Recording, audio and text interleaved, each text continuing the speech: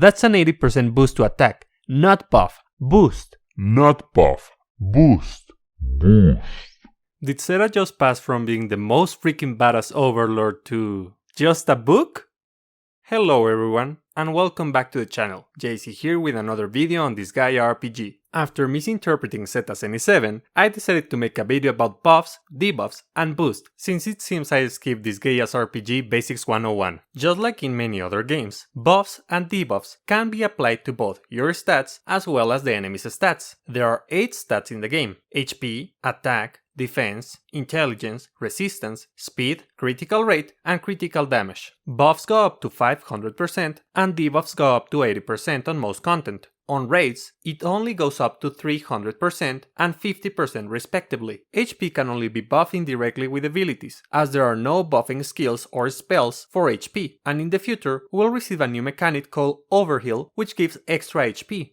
Attack, defense, intelligence, and resistance are known as the main stats, or base stats. There are many skills which buff or debuff all of these. Similar to HP, speed is set apart from the main stats, but unlike HP, it can be buffed pretty easily, since there are skills and spells which increase speed. Critical rate and critical damage are some of the most difficult stats to buff. Right now, we're at the point where there are units who can buff critical damage consistently, but critical rate not so much. In fact, many people prefer critical rate alchemy effects due to the lack of critical rate buffers. On most instances, buffs and debuffs last 3 turns. There are some exceptions to this rule, but if that's the case, the abilities and skills will tell you in the description. After running a couple tests in the item world, I noticed something. Abilities which affect the main stats always count as buffs or debuffs, but they are indirect buffs or debuffs. These are counted in the status tab, but they cannot be removed. They last for the whole battle and do not have an icon in the character's portrait. To identify if the abilities give a direct or indirect buff, you have to check the description. If it mentions the number of turns and when it's applied, then it means that that is a direct buff and can be removed. Some examples of abilities which give direct buffs are Overlord Sasage's NE5 and Fuka Xenos NE7. On the other hand, Zeta's NE7 and Des X NE1 provide an indirect buff to attack. Now let's talk about boosts. For this section, the first thing we need to do is to define what is a boost. I'll consider a boost any effect which increases your parameters and or damage beyond what's intended. Right now, abilities which increase skill damage, elemental damage, or damage against specific traits fit into this description, as they increase your damage beyond the buff cap. Since there's no way to measure them, it's unclear if there's a limit on how much you can boost your damage, and to make matters worse, there are few supporters in the game which provide boosts. On the bright side, from now on most attackers will have some kind of boosting effect. On a side note, a new mechanic has already been implemented in the game with Citadel, special buffs. Citadel's God Extinction provides a 55% single target damage buff. This has the characteristic of a buff as it is removable and has a limited duration, but the effect itself is more like a boost as it isn't applied to the main stats. Soon enough, more and more units will have new kind of buffs for elemental damage, skill damage, damage reduction, and so on. Perhaps then we'll receive an update for the status tab to know if there's a limit to how much we can increase our damage. And that's it, guys. You might be asking, how does this affect Zeta? Well,